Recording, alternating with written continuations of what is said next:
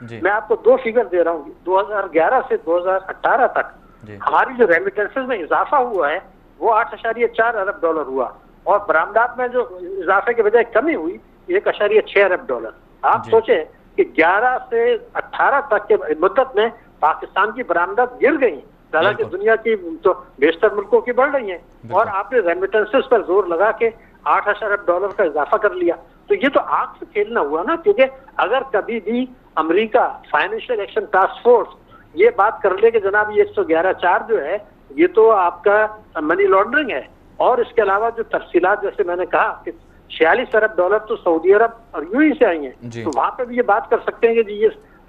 Money laundering हो रही है और इसकी आड़ में अगर ये कमी करा दें तो हमारी मईशत का क्या हाल होगा, हमारी सलामती को कितने खतरात लाक होंगे। तो सिर्फ टैक्स चोरों को नवाजने के लिए, ताकतवर तबकों को नवाजने के लिए हम बरामदात भी गिरा रहे हैं, तिजारती खसारा